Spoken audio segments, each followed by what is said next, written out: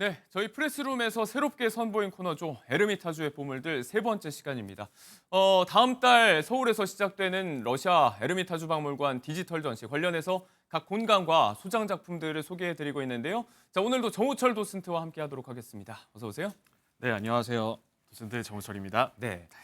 지난 시간에는 저와 함께 하지는 않았지만 이제 에르미타주의 꽃이라고 해서 신관 건물들을 쭉 둘러봤었습니다. 오늘은 다시 이제 국원으로 돌아올 텐데 네. 자, 익숙한 그 겨울궁전을 포함해서 5개 건물이 지금 묶여 있다고 알려져 있습니다. 이 가운데서 신 에르미타주로 오늘 가봅니다. 여기는 어떤 공간인가요? 네, 말씀해 주신 대로 구관과 신관이 나눠져 있거든요. 구관에 미술관 건물이 5개가 있어요. 예. 5개를 살짝 짚어드리면 네. 일단 우리가 알고 있는 겨울궁전이 하나 있고, 그리고 소 에르미타주가 있고, 예. 구 에르미타주, 신 에르미타주, 그리고 이 극장이 하나 있어요. 이게 이제 강 건너에서 봤을 때 오른쪽에서부터 쭉 말씀을 하신 건데 네, 구 에르미타주 뒤에 지금 숨어 있죠. 지금 전경에서는 안 보이죠? 맞습니다. 그게 네. 아무래도 또 이제 신관 때문에 더 안 보일 수 있는데 우리가 오늘 봐야 되는 건 이제 신 에르미타주인 거죠. 예. 이 신 에르미타주에 가면은 중요한 공간이 하나 있어요. 네. 그게 딱 들어갈 때 입구에 거대한 석상도 서 있고 또 아틀란티스가 반기고 있거든요. 예. 거기에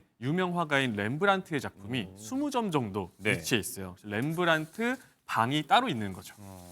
따로 이렇게 전시실을 마련을 해둘 정도로 이제 렘브란트의 대표 작품들이 지금 즐비하다는 이야기인데, 자, 이 많은 작품들 가운데서 우리가 좀 특별히 눈여겨봐야 될 작품이 있다면 어떤 것들을 추천해 주시겠어요? 네, 렘브란트 작품이 뭐 대부분 대표작이긴 한데 예. 그 중에서 꼭 봐야 된다 이런 작품을 뽑으면 일단 뭐 자화상도 있고요. 그리고 다나에라는 작품도 있고 예. 돌아온 탕자라는 작품도 돌아온 있고 탕자. 뭐 성가족 이런 작품들이 있는데 그 중에서 가장 유명한 작품이 이제 돌아온 탕자라는 작품이에요. 지금 나오고 있는 건 지금 다나에라는 작품. 맞습니다. 지금 나온 건 다나이고 이제 나오고 있는 게 돌아온 네. 탕자죠. 지금 각도상으로는 말씀하신 탕자는 안 보이고 탕자 위에 이제 어깨를 짚고 있는 아버지가 보이는 거예요. 맞습니다. 네. 하단으로 가면 돌아온 탕자가 보이는데 이 작품이 미술관에서 사람들이 가장 오래 머무는 작품이다라고 평가를 받고 있어요. 이게 이제 성경에 나온 이야기로 알려져 있는데 렘브란트의 마지막 작품 가운데 하나라고 하더라고요. 네. 자, 이 작품이 왜 그렇게 유명한지에 대해서 알아보려면 우리가 렘브란트의 생애를 좀 들여다 봐야 될 것 같은데, 네. 자, 일단 시청자분들 가운데서 렘브란트라는 이름이 좀 생소한 분들도 계실 것 같아서 어떤 화가인가요? 일단 그림의 특징부터 살짝 짚어드리면 예. 빛과 어둠을 굉장히 잘 써서 마치 연극 무대처럼 그리는 작가 중에 한 명인데 예. 네덜란드 출신이에요. 근데 집안이 뭐 부유하진 않았고요. 네. 방앗간집 출신이다라고 어허. 얘기하는데 그림 실력만으로 20대 때 이미 암스테르담 최고의 화가가 됐어요. 그래요. 네, 그리고 주문이 쏟아졌고 세속적으로 좀 얘기하면 돈도 많이 벌었고 그런데 또 심지어 아내가 시장의 딸이었어요. 아, 그래요. 네, 거기다가 또 이제 명문가 집안이고 돈이 많으니까 결혼하면서 돈과 지위까지 전부 얻었던 거죠. 앞서 지난 시간에 얘기했던 고우랑 비교했을 땐 생애 훨씬 더 이른 시기에 이제 성공을 맛본 화가인 거네요. 맞습니다. 예. 거기다가 이제 암스테르담 한복판에 가장 좋은 지역에 거대한 저택도 샀는데 이때부터 이 부부가 시작되는 게 뭐냐면 사치가 좀 있었어요. 아, 그래요. 네, 그래서 뭐 골동품부터 무기, 뭐 갑옷, 동양에서 온 비단까지 예. 닥치는 대로 수집을 하면서 전성기를 누렸던 거죠. 지금 작품 속에 나오는 저런 소품들이 그럼 실제로 갖고 있었던 소장품들인 거예요? 대부분 지금 저 화면은 재현이 됐지만 대부분 저런 작품들을 다 모으고 있었죠. 예. 그리고 동료 화가들 그림은 물론이고요. 박제 동물의 뭐 동양의 그릇부터 나중에 세상을 떠났을 때 예. 그 경매에 나오게 되는데 물건들이 경매에 나온 물품만 뭐 거의 뭐 300여 점이 넘고 오. 하나 드로잉까지 하면 8,000점이 넘는다라고 네. 얘기할 정도였어요. 그래서 그 물건들이 나온 작품들도 있거든요. 예. 대표작 하나 소개해드리면 네. 벨사살의 잔치 지금 화면에 나오고 있잖아요. 그러네요. 잘 보시면은 렘브란트가 경매에서 사온 터번, 또 화려한 직물, 그리고 뭐 금목걸이 이게 다 렘브란트가 실제로 소유하고 있었던 작품들인 거죠. 네. 이게 모델이 지금 다 두르고 지금 모델 포즈를 취한 건데, 그러니까 맞습니다. 물적으로까지 풍족했던 이제 초창기의 전성기를 좀 상징하는 작품이라고 볼 수 있을 것 같아요. 네. 자, 그런데 일각에서는 이제 이런 화가를 무너뜨린 게 다름 아닌 사치 때문이다 이렇게 얘기하더라고요. 이건 무슨 말인가요? 그 이야기가 굉장히 유명해요. 예. 렘브란트는 사치를 줄이질 못했어요. 어허. 안 좋은 일이 몰아서 오거든요. 예. 대표적으로 뽑아드리면 이제 사스키아와 아내 예. 시장의 사스키아와 딸, 네 명의 아이를 낳았는데 그 중에 세 아이가 유년기를 넘기지 못하고 세상을 네. 떠나고 유일하게 아들 티투스 한 명만 살아남았어요. 그랬군요. 근데 거기다가 아까 부유했던 아내마저도 결혼하고 얼마 뒤에 또 세상을 떠납니다.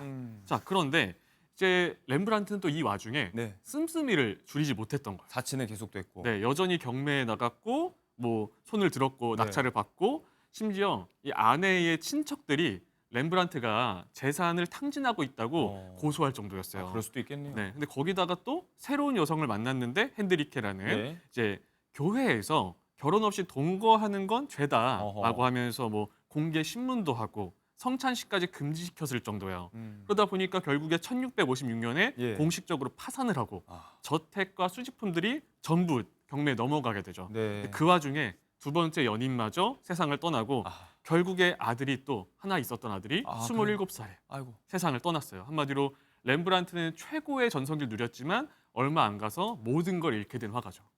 이게 참 아이 둔 아버지 또 남편 입장에서 또 가슴이 또 절절해지는 부분인데 음. 한 인간으로서도 큰 시련이었을 것 같거든요. 네. 자, 그렇다면 이 대목에서 지금 이야기해 볼게. 아까 이야기했던 이 돌아온 탕자는 이 직후에 그려진 그림이라면서요? 맞습니다. 이제 이 작품을 봐야 되는데 이 작품이 생애 마지막 2년 동안 작업했던 걸작이에요. 예.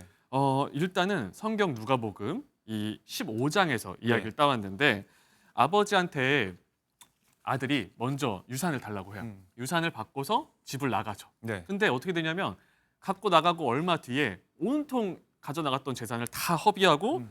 결국 뭐 돼지 밥도 얻어먹을 네. 못할 지경이 돼서 아버지에게 돌아온 거죠. 근데 아버지가 딱 지금 그림을 보면은 그런 아들을 받아주고 있어요. 이게 성경 속에 나온 얘기잖아요. 맞습니다. 네. 자, 그림을 보시면 또 지금 확대돼서 나오고 있는데 네.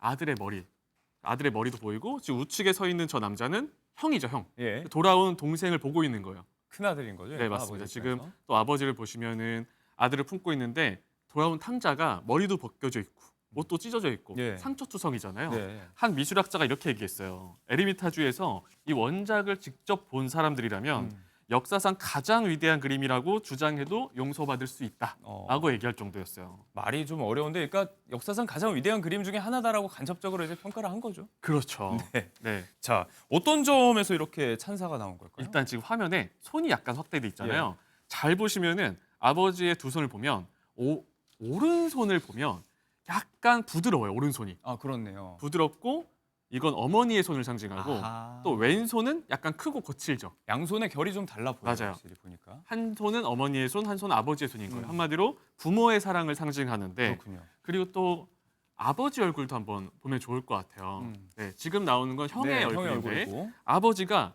이제 나이가 너무 들어가지고 눈이 안 보이는 거예요. 그래서 눈으로 보고 아들을 파악하는 게 아니라 네. 손으로 만져서 아들인 걸 아는 아들인 거예요. 걸 아는 거죠. 네, 근데 이제 좀 전에 나왔던 우측에 형을 좀 보시면은 형이 네.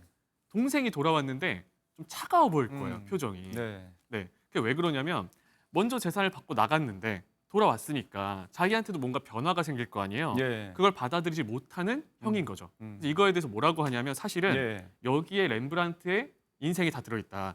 돌아온 탕자는 모든 걸 잃고 돌아온 탕자는 음. 젊은 시절의 본인이고 예. 그리고 옆에서 차갑게 지켜보고 있는 형은 나이가 어. 든 본인이다. 그것도 본인이다. 맞아요. 네. 그게 렘브란트가 굉장히 잘 쓰는 기법이에요. 본인이 후회하는 어떤 그 삶의 모든 것들을 예. 그림 속 인물에 투영시키는 거죠. 나중에 렘브란트는 지금 자화상이 나오고 있는데 네. 자화상을 쭉 보면은 젊은 시절부터 재산을 잃고 죽기 직전까지의 모습이 다 담겨 있어요. 네. 음. 자, 지금 말씀하신 이 세심한 표현들을 오는 4월 디지털 전시에서 조금 더 높은 해상도로 이제 현미경 들여다보듯이 볼 수가 있다는 겁니다. 자, 오늘은 에르미타주의 보물들 구간 건물 가운데 신 에르미타주 렘브란트의 작품을 중심으로 이야기해봤습니다. 정우철 도슨트와 함께했습니다. 고맙습니다. 네, 감사합니다.